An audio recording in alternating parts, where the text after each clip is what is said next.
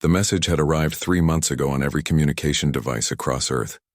The voice speaking was cold and mechanical, translated into every human language at once. The Galactic Council had given humanity its final warning.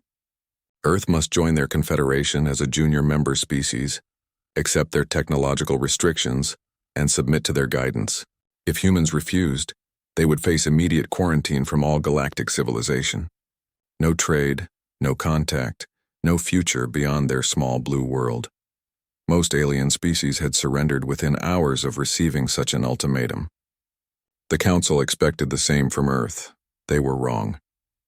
Captain Jake Morrison stood on the bridge of the UES Vengeance as space twisted around them. The hyperspace jump was ending, and soon they would arrive at the Centauri system where the Council waited. Morrison was 52 years old with gray hair and scars from the Mars Rebellion 15 years earlier. His dark eyes showed no fear as he watched the stars stabilize on the view screen. The Vengeance was not a diplomatic ship. It was 2 kilometers of black metal shaped like an arrowhead, bristling with weapons that made alien military advisors lose sleep. Every surface was covered in armor plating that could stop planet-cracking missiles. The ship hummed with power that exceeded anything in the known galaxy. Commander Pete Williams stood beside Morrison, checking his tactical displays. Williams was younger at 38, with brown hair and steady hands. He had served under Morrison for 8 years and trusted his captain completely. The alien fleet they were about to meet numbered in the hundreds, but Williams felt no concern. The Vengeance was built for exactly this kind of encounter. Dr. Lisa Harper's voice came through the ship's communication system from her laboratory back on Earth. She had designed the artificial intelligence that ran many of the ship's systems. Her calm tones announced their arrival as space returned to normal around them. The Centauri system spread out before them, dominated by a massive alien space station surrounded by warships from dozens of different species. Morrison had read the files on each alien race.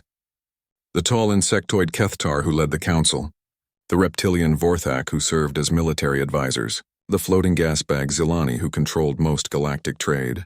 All of them expected Earth to send frightened diplomats ready to surrender. Instead, they got humanity's most dangerous warship.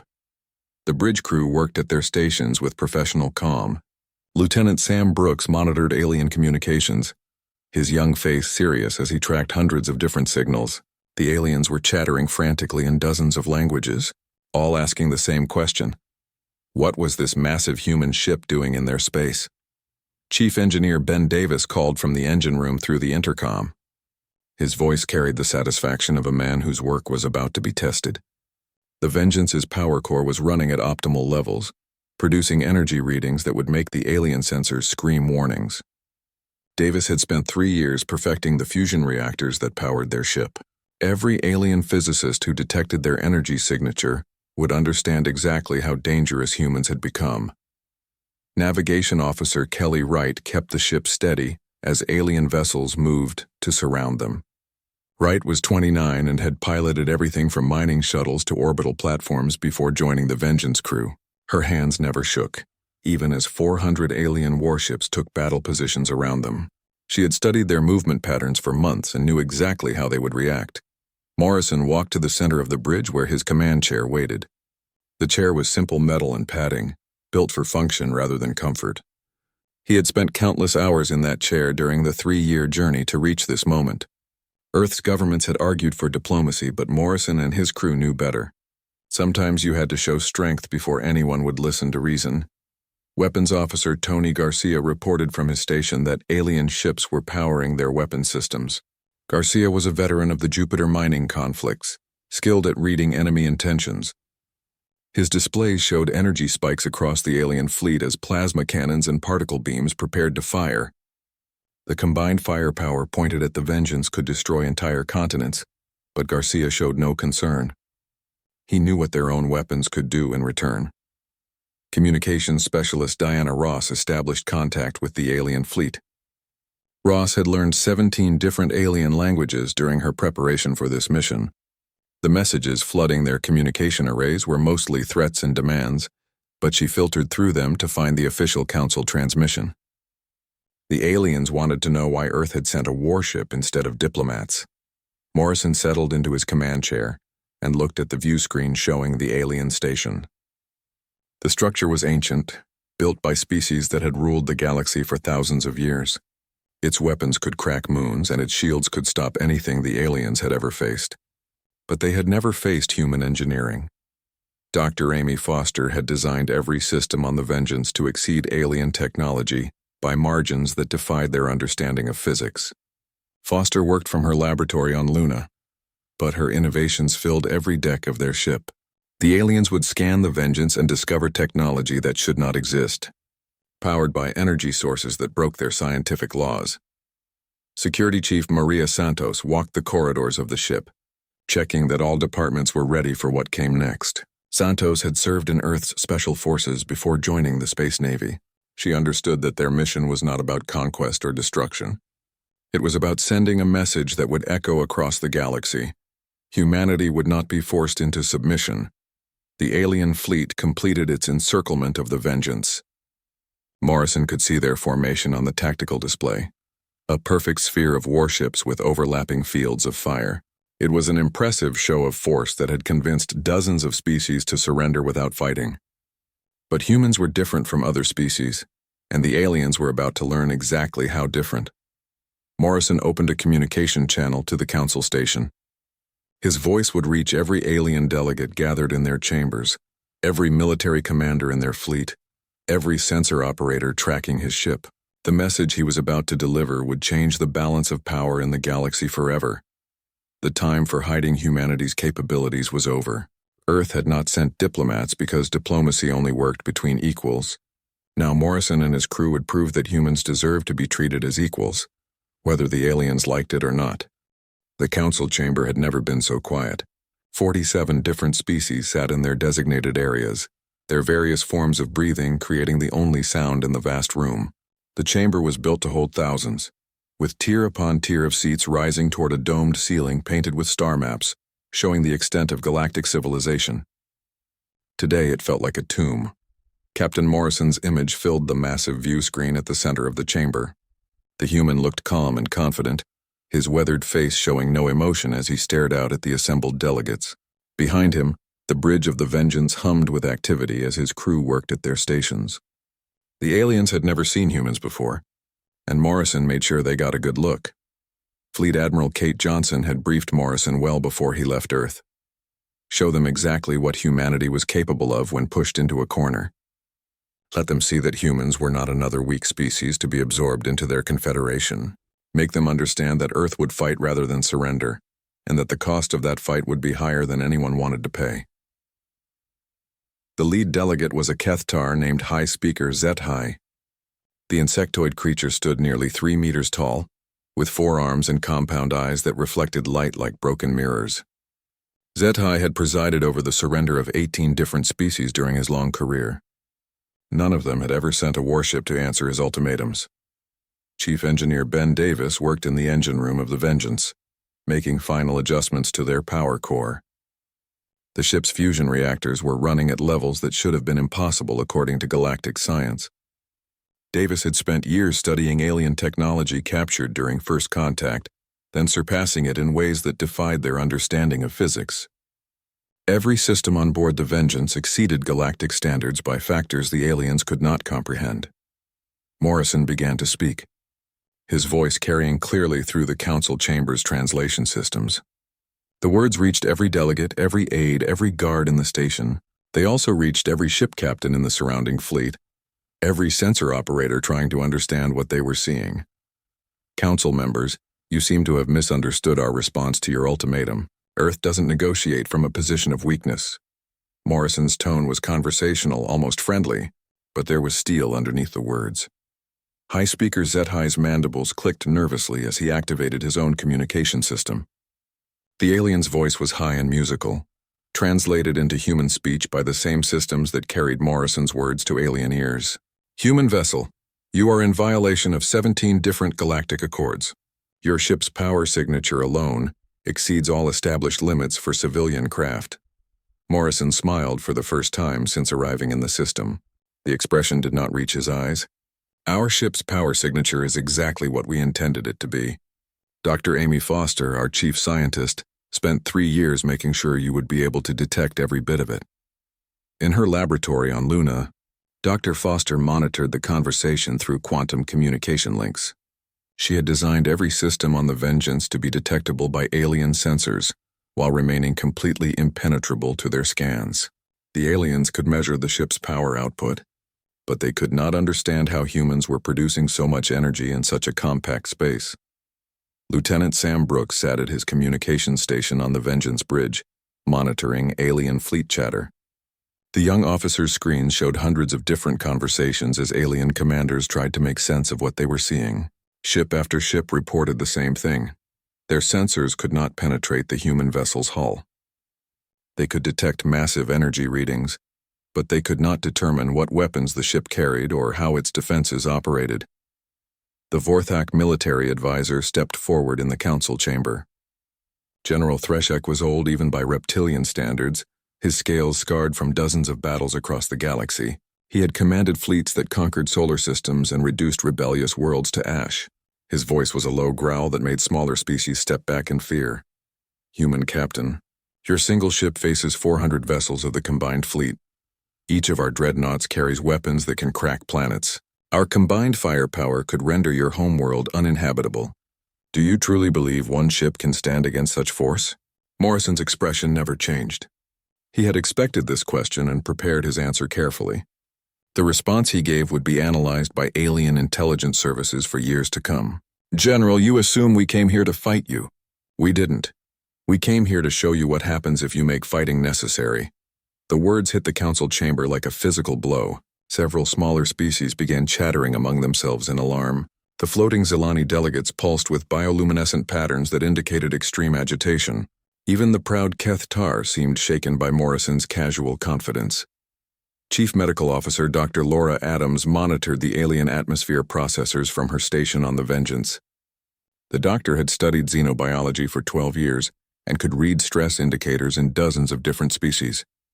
Her instruments showed elevated hormone levels throughout the council station as aliens began to truly understand their situation. The human ship was not just powerful. It was a demonstration of technological superiority that challenged everything the galactic community believed about primitive species from the outer rim.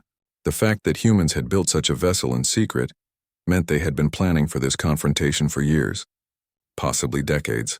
Morrison continued speaking, his voice never rising above conversational levels.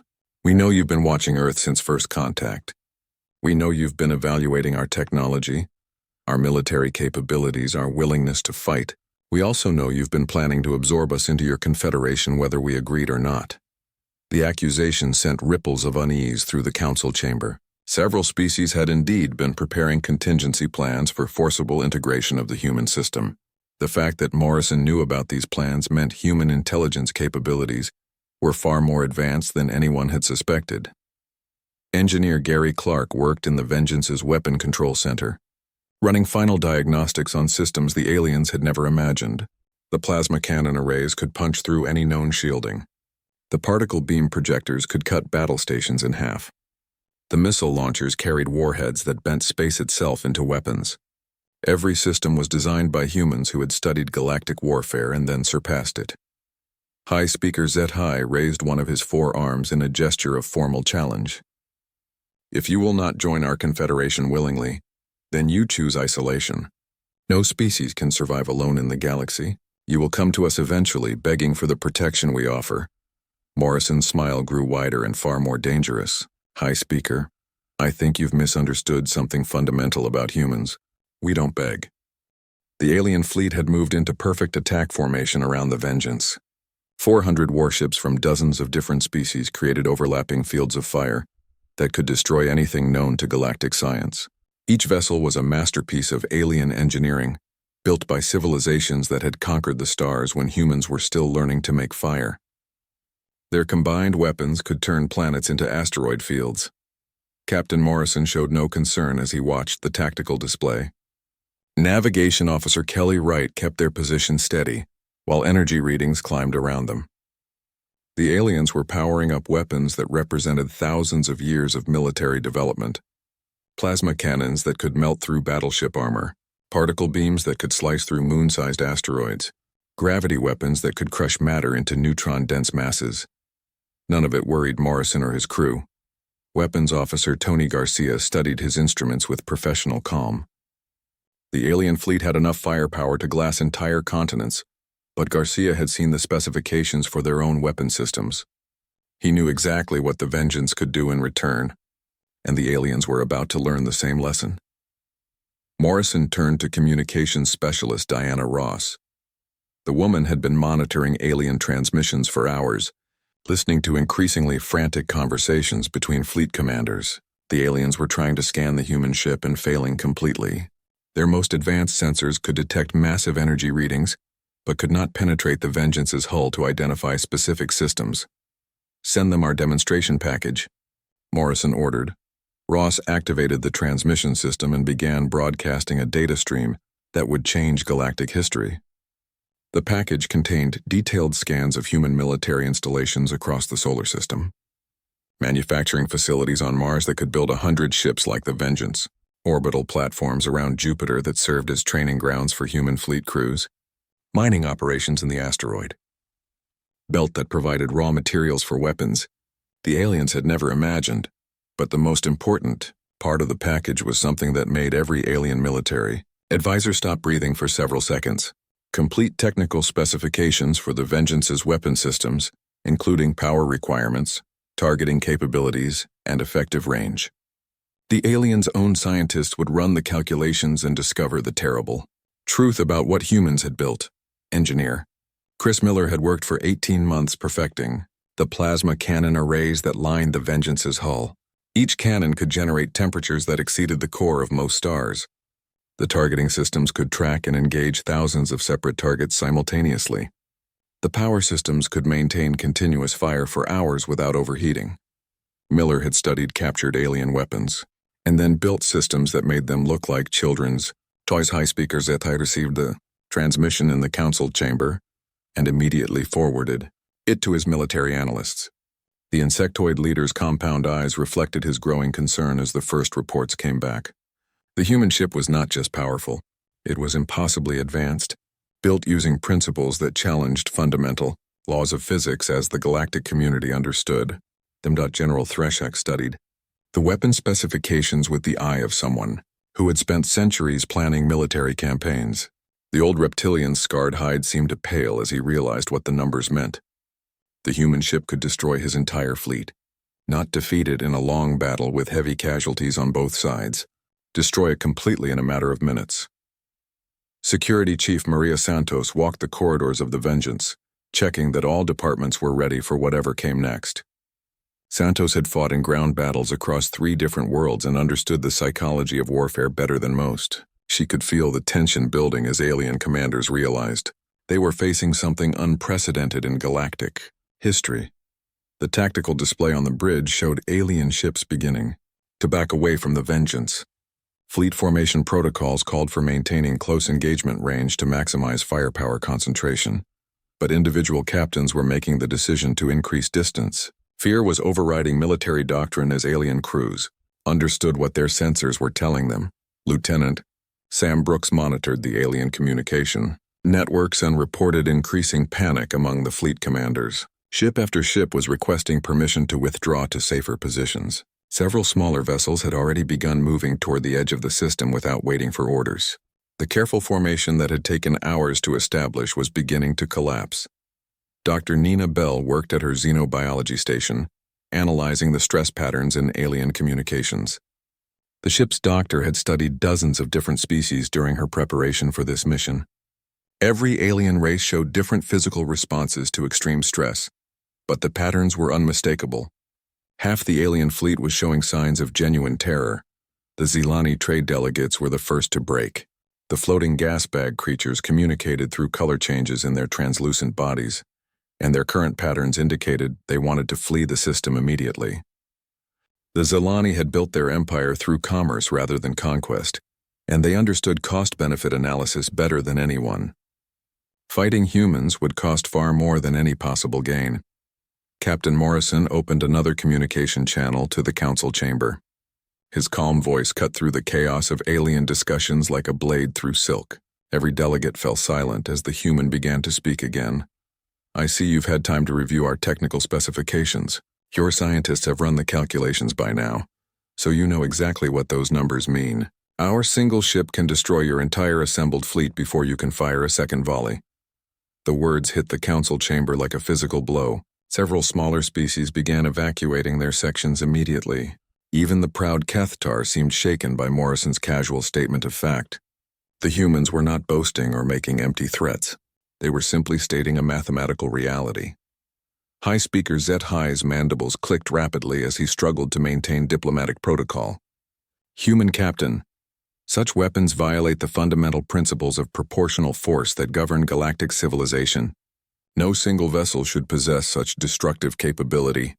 Morrison's smile was cold and predatory. High Speaker, those principles were established by species who wanted to make sure nobody could challenge their dominance. We're not bound by rules we never agreed to follow. General Threshak stepped forward, his military bearing intact despite his growing concern.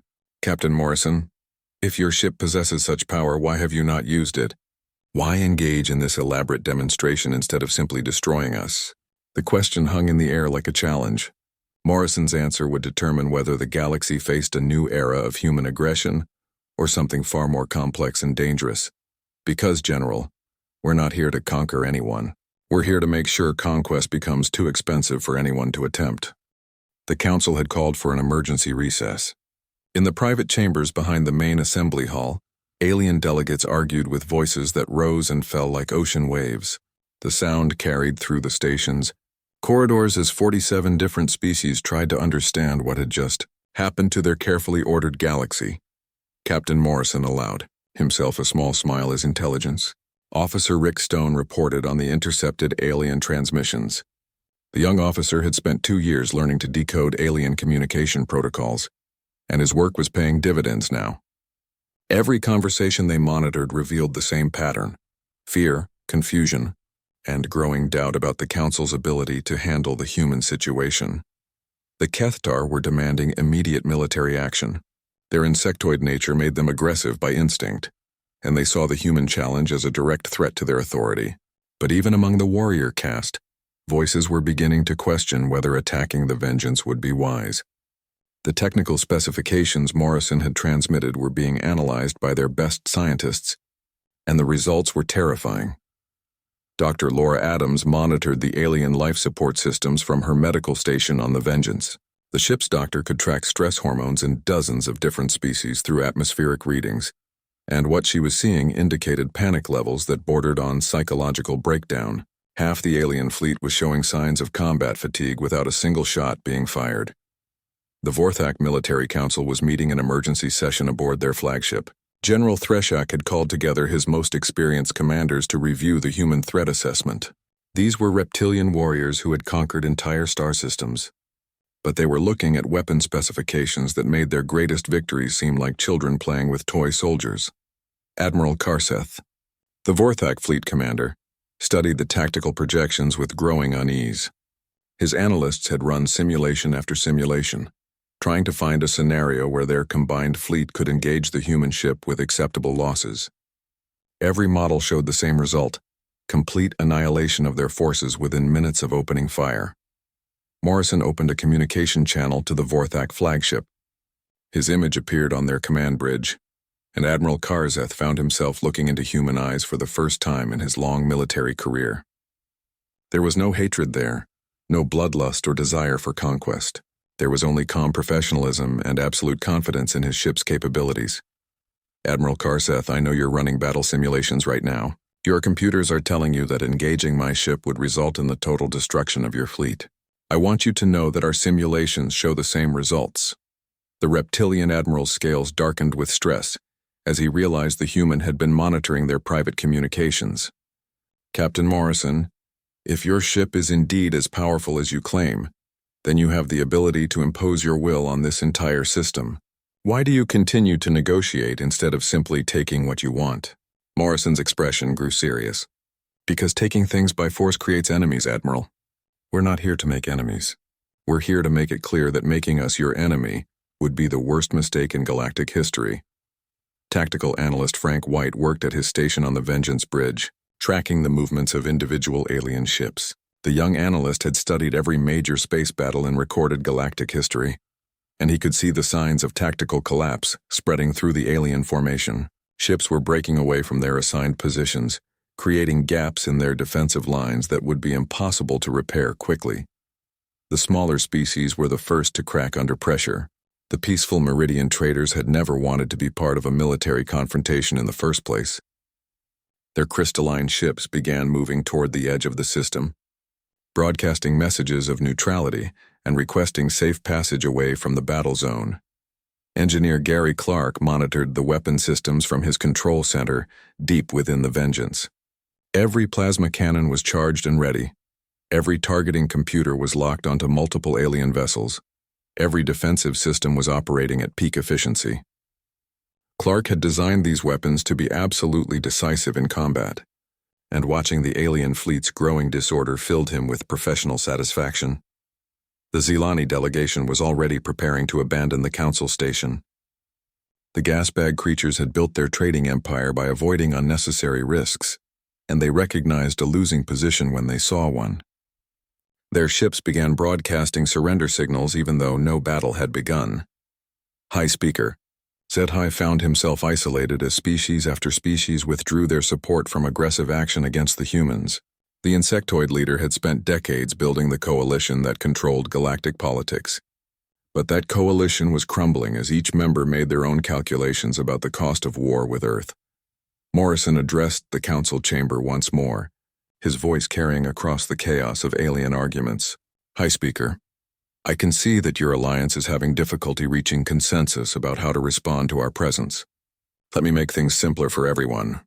The human captain paused, letting his words sink in before continuing. Earth's position is very straightforward.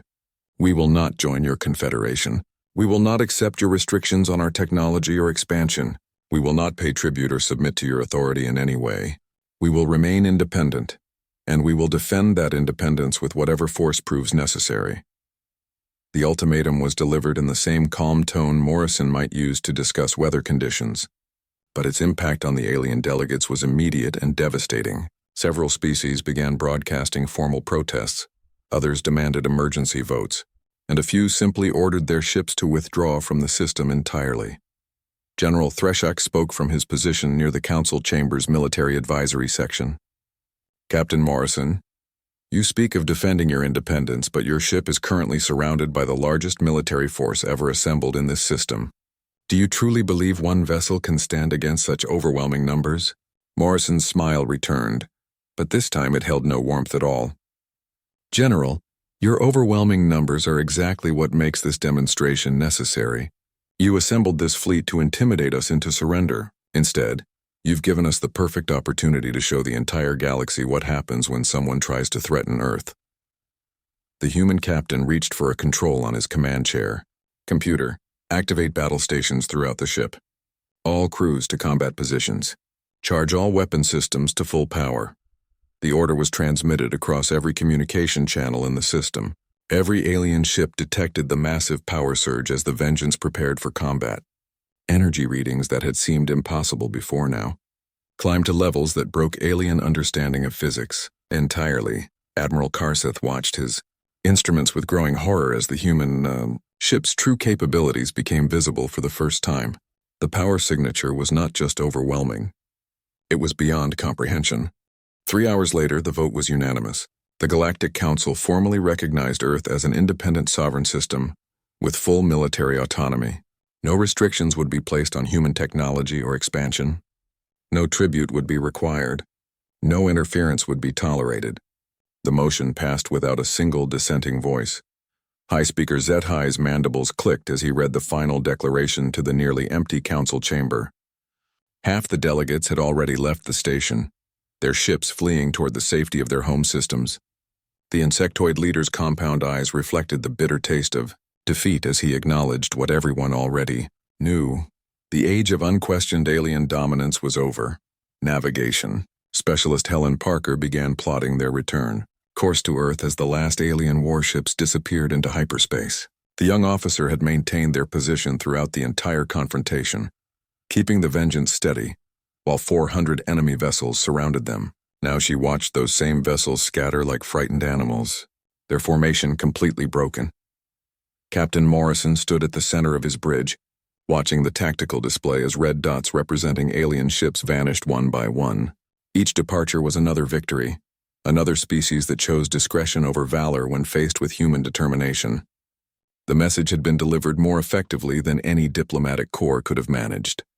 Chief Analyst Ray Murphy compiled the final intelligence reports from his station near the rear of the bridge. The communications specialist had monitored every alien transmission during the confrontation, building a complete picture of how different species had reacted to the human demonstration. 12 species had already sent private messages to Earth requesting trade agreements. 7 more had quietly withdrawn from Council military pacts. The balance of galactic power had shifted in a single day without firing a single shot. The Vorthak flagship was among the last to leave. Admiral Karseth transmitted a final message to the Vengeance before his ship entered hyperspace. The reptilian commander's words were simple, but carried the weight of military tradition stretching back thousands of years. Captain Morrison, your people have earned the right to stand as equals in this galaxy. Use that right wisely. Morrison accepted the tribute with a slight nod. He had read the files on Admiral Karseth and knew the reptilian was a warrior of honor, despite serving a government that preferred intimidation to negotiation. There would be no friendship between their species, but there might be mutual respect. And that was more than Earth had possessed when the day began. Engineer Bob Turner powered down the weapon systems as the threat level dropped to 0. The chief engineer had spent months preparing for this moment, ensuring that every system on the Vengeance would perform flawlessly when tested. Now he watched energy readings return to normal levels as the ship's combat configuration stood down. The weapons had never fired, but they had accomplished more than an entire invasion fleet. Dr. Nina Bell analyzed the final biological readings from the alien station. The xenobiologist had tracked stress levels throughout the confrontation, watching as different species reached their psychological breaking points. The data would be valuable for future encounters, showing exactly how much pressure each alien race could handle before their decision-making processes collapsed. The council station itself was nearly empty now. Only essential personnel remained to maintain life support and basic systems.